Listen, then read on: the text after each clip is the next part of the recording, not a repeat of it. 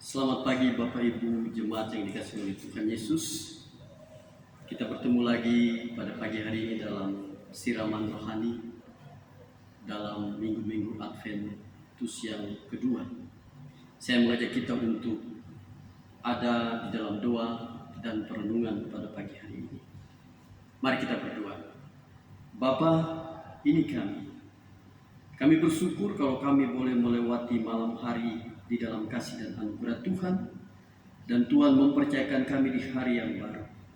Sebelum memulai segala sesuatu, kami rindu lagi Tuhan pada masa-masa penantian ini. Kami boleh diisi oleh kebenaran firman. Berbicaralah kepada kami ya Tuhan, sebab kami siap mendengarkannya. Di dalam nama Tuhan Yesus kami berdoa. Amin. Ya, jemaat yang dikasihi oleh Tuhan Yesus, saya ingin mengajak kita membuka di dalam Lukas pasal yang kedua, ayat yang ke-25 sampai dengan 32. Lukas pasal yang kedua, ayat yang ke-25 sampai dengan 32. Saya ingin membacakannya bagi kita. Berjudul Yesus disunat dan diserahkan kepada Tuhan, Simeon dan Hana. Pada ayat yang ke-25 demikian firman Tuhan, adalah di Yerusalem seorang bernama Simeon. Ia seorang yang benar dan saleh, yang menantikan penghiburan bagi Israel. Roh Kudus ada di atasnya, dan kepadanya telah dinyatakan oleh Roh Kudus bahwa ia tidak akan mati sebelum ia melihat Mesias, yaitu Dia yang diurapi Tuhan. Ia datang ke bait Allah oleh Roh Kudus ketika Yesus anak itu dibawa masuk oleh orang tuanya untuk melakukan kepadanya apa yang ditentukan hukum Taurat. Ia menyambut anak itu dan menatangnya sambil memuji Allah, katanya, "Sekarang Tuhan, biarkanlah hambamu ini pergi dalam damai sejahtera, sesuai dengan firman-Mu, sebab mataku telah melihat keselamatan yang daripadamu, yang telah Engkau sediakan di hadapan segala bangsa, yaitu terang yang menjadi penyataan bagi bangsa-bangsa lain dan menjadi kemuliaan bagi umat-Mu Israel." Bapak Ibu jemaat yang dikasihi oleh Tuhan Yesus, Simeon, orang yang menantikan Dia yang dinubuatkan dalam perjanjian lama. Simeon menantikan penghiburan bagi Israel. Dan firman Tuhan katakan di sini bahwa Roh Kudus ada di atasnya ketika ia tiba di bait Allah. Ia melihat bayi Yesus. Dan ayat 29 sampai 30 dikatakan di situ bahwa, "Sekarang Tuhan, biarkanlah hambamu ini pergi dalam damai sejahtera, sesuai dengan firman, sebab mataku telah melihat keselamatan yang daripadamu." Apa makna pernyataan Simeon ini bagi kita?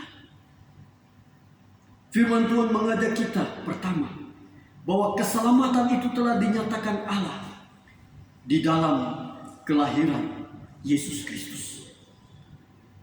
Siapa yang percaya memiliki keselamatan yang kekal. Dan keselamatan itu ditawarkan oleh Allah melalui Simeon kepada setiap orang. Dan siapa yang percaya, dia diselamatkan. Di minggu kedua Adventus ini, atau minggu-minggu penantian ini, firman Tuhan mengajak kita pertama, bahwa percaya kepada Dia yang telah lahir di kandang Betlehem itu, karena hanya di dalam Dia kita memiliki keselamatan itu.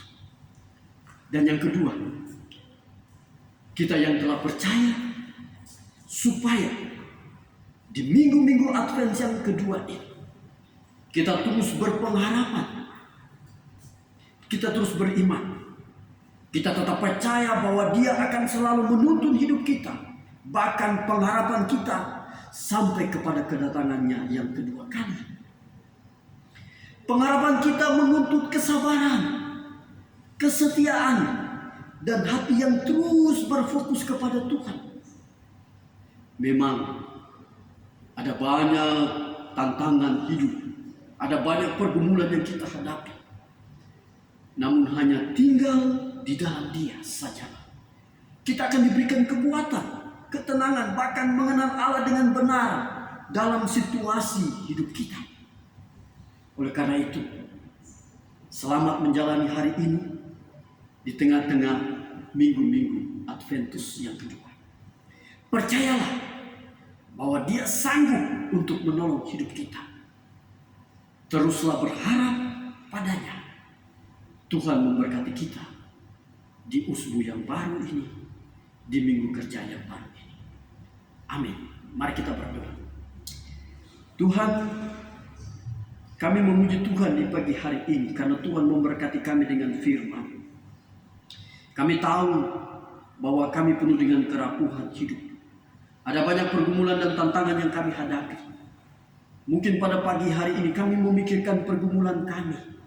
Tapi kami percaya melalui firman Tuhan ini, kami yang telah percaya kepada Tuhan akan dikuatkan, dihiburkan, dibimbing untuk menatap hidup kami ke depan bersama dengan Tuhan.